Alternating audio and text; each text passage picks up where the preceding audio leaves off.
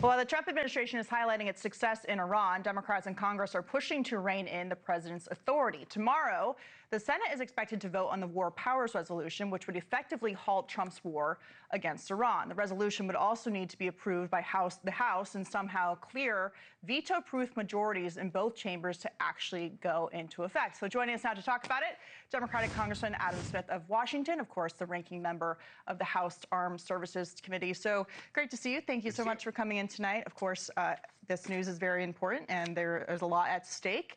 Do you plan on voting yes for this War Powers Resolution, and why are you making that decision if so? I do, and your reporting is correct. The odds of this actually passing are pretty close to zero. It may pass, but the president has the ability to veto it. We'd have to have 2/3 vote.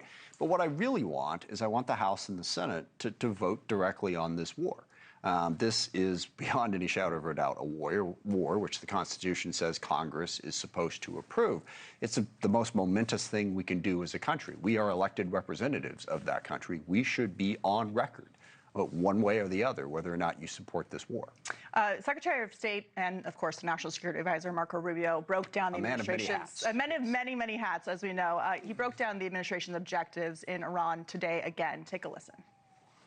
Iran is run by lunatics, religious fanatic lunatics. They have an ambition to have nuclear weapons. They intend to develop those nuclear weapons behind a program of missiles and drones and terrorism that the world will not be able to touch them for fear of those things. And this is the weakest they've ever been.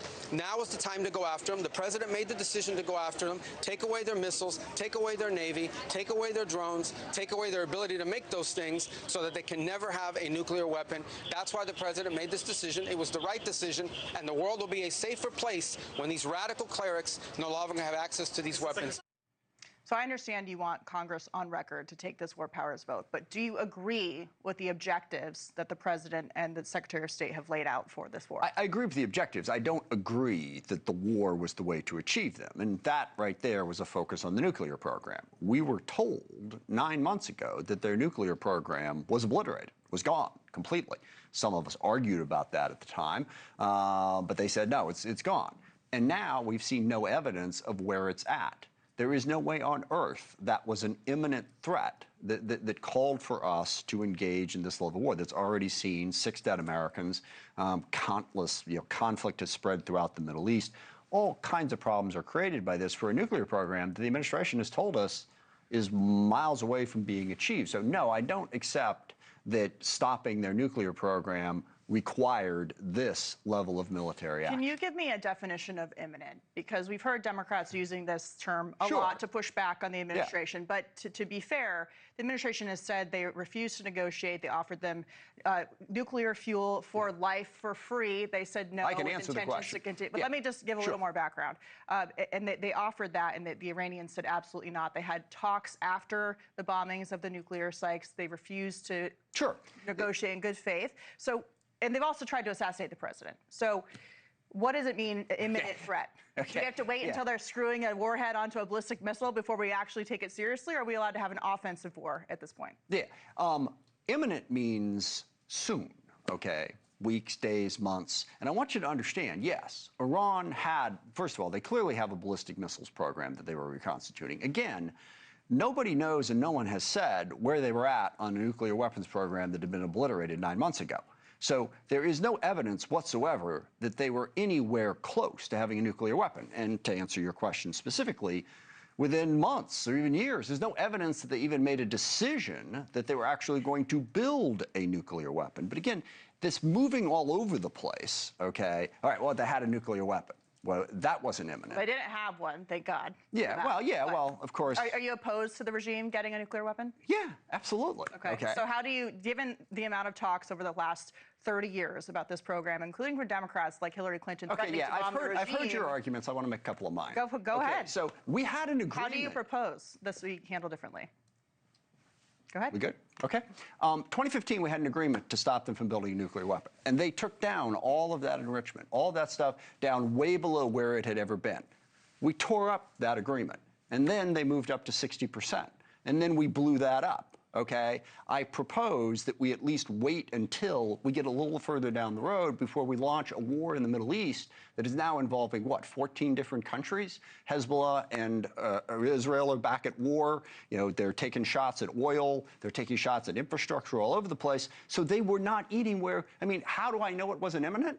Because President Trump told us it wasn't imminent. What do you make of the Saudis and the Qataris and the UAE fighting back against Iran? Because Iran is attacking not just Israel and the United States, but now their neighbors. Yeah, no, absolutely. I don't think they have much of a choice. But again, that's another thing that happened in this war. And President Trump himself said he was surprised by that. When we attacked Iran, he was surprised that Iran attacked all of those Gulf states. He shouldn't have been surprised. And now those Gulf states have been dragged into war. This is the largest war we've seen in the Middle East since 1967. So imminent means a heck of a lot more imminent than it was to launch this type of war with this much unpredictability behind it. You mentioned the JCPOA. That was a deal that did not address the ballistic missile program. Correct. As Secretary Rubio talked about today. We were talking about nukes when you raised that. That's the whole thing. Let me just make this point, and then I'll let you respond. So Rubio has made this point also in 2015 while the deal was being negotiated. He made this point today and yesterday when he was on Capitol Hill. He said the ballistic missile program is the program that protects their nuclear ambitions. So if they have thousands of missiles they can use, it protects the program from ever being obliterated. It protects their regime. And it protects them from building a nuclear program. So what do you say about the idea of taking out ballistic missiles so they can't protect building a bomb? First of all, the nuclear program has existed for 20 years, okay? And they haven't yet crossed that line to building it. Now, that's a threat, and we absolutely need to deal with that threat. How? The ballistic missile program is, well, how is, right now, they're not going towards it, so let's not start a war with 14 different countries as to stop something that had supposedly already been stopped 9 months ago. But you asked about the ballistic missile program. The ballistic missiles are a huge problem, but they weren't going to attack. There was no evidence whatsoever. They were building up those missiles to be in a position to do that. Is it really your position that the only way to deal with a country that has weapons programs is to go to war? No, That's sir. it? That's No, all we've sir. got on the I'd love table? to have you back to talk about that. Yeah. But the idea that Iran has not been using their missiles is ridiculous, especially well, given all the proxy groups on. that they've armed, including Hezbollah and Hamas in the region, not to mention South America. That's the third problem that we haven't talked about yet, which is their support for proxy forces and terrorism. Absolutely. But they actually haven't, except in response to attacks, been using their ballistic missile So you're saying Iran is a victim, not the aggressor, in using Oh my the God, missile program? why do you put words in my mouth that I very clearly didn't say? Absolutely not. Iran has destabilized the region across the board.